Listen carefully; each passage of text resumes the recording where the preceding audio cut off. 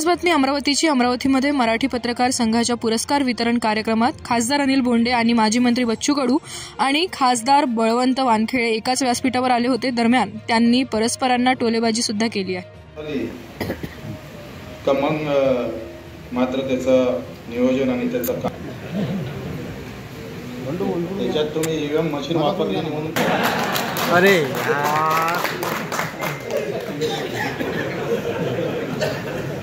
आज 6 वर्ष अगोदर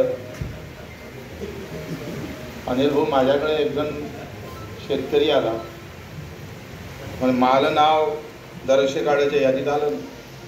त्याला काहून आलं मलाही समजलं नाही. बरं मी ज्याच्या ट्रॅक्टरवर कामाला आहे म्हणे भाऊ, त्याचं नाव आलं म्हणे मालका, मला आलं नाही.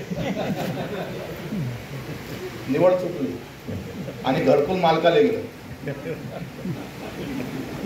तुमच्या अजूनही लक्षात नाही.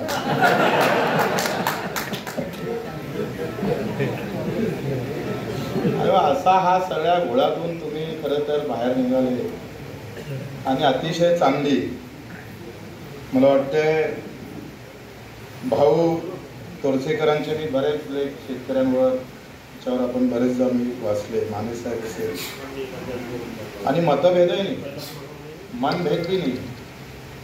मला वाटलं मंडळचा एखादा माणूस असेल, पण ते पण तुम्ही सोडून, नाही तर आम्ही पार्टीवाले सगळे पार्टीशिवाय काही करतच नाही.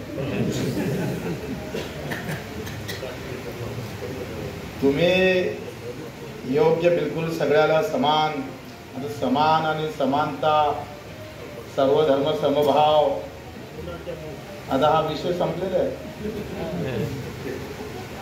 प्रत्येक माणसाचा स्वभाव आहे. आता भाई ईव्हीएमच्या संदर्भात बच्चूभाऊ बोलून गेले. मलाही कळत नाही. मी 2004ची निवडणूक लढलो तेव्हा बहुतेक बॅलेटवर होतं. 2009ची लढलो, 2014ची लढलो, 2019ची लढलो. बच्चूभाऊ तेवढ्या निवडणुका लढले. मी 2009-2014 मध्ये निवडून आलो त्याच मशीनवर.